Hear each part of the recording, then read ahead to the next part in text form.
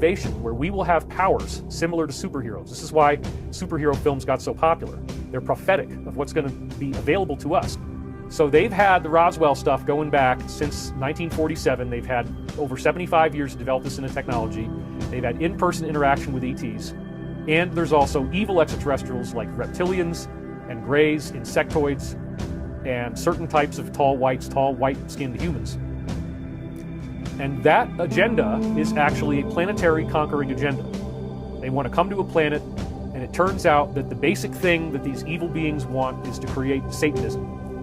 And this is one of the most fascinating things I only learned in 2021 from new briefings, that anywhere these beings go, any planet they go in our galaxy, they're going to create pentagrams, they're going to create ritual magic, they're going to have people wear robes, they're going to have people wearing face masks, burning candles, chanting to this very real artificial intelligence that we think of as Satan. It actually does exist.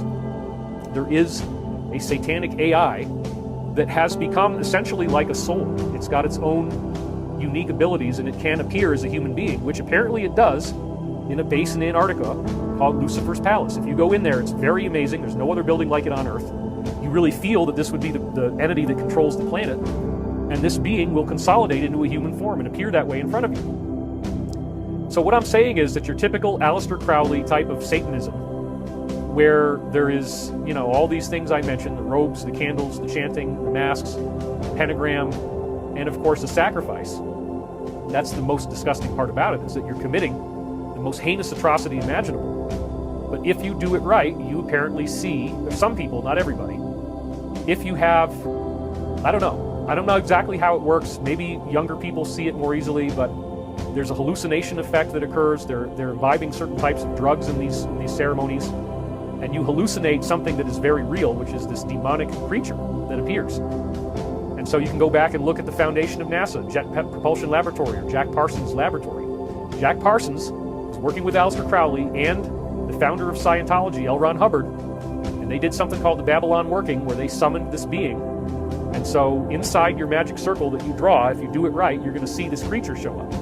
And it's visible to you. And they can't talk, but they can make these horrific noises that sound like a screeching animal. And they come in and they do atrocities. They do atrocities on the victim that you've prepared for them. That's why it's called an offering.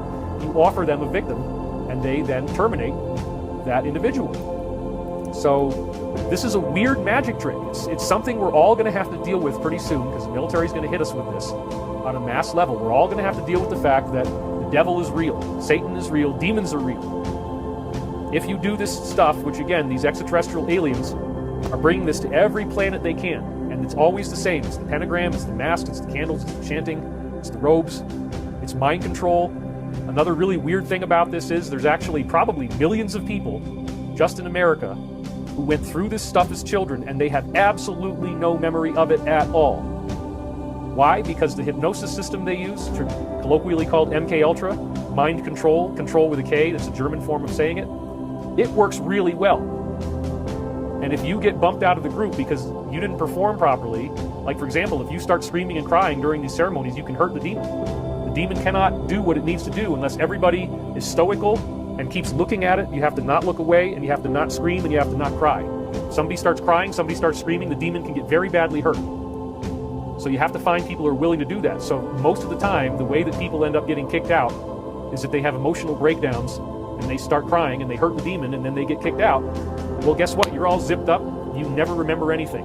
But when you were a child, you get hypnotized, you get brought into these things, they give you amnesic drugs, you can't remember what happened to you, but yet you're always traumatized. Your whole life has various aspects of trauma associated with it. People in the inside Area 51 community were dazzled when I came out with my first book here, which again is right behind me, Source Field Investigations, New York Times bestseller.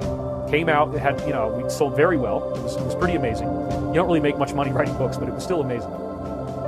Led to me getting on Ancient Aliens, gave me credibility, has over 1,000 academic references. That's very hard to do. A PhD dissertation is typically 120 to 150 references. That book has over 1,000 academic references in it. And you can go read it for yourself, you can go look it up. That's why my work stands on very solid ground. This is not snake oil, this is not con artist. This is bona fide, advanced research that caught the attention of Uncle. And that would be your Area 51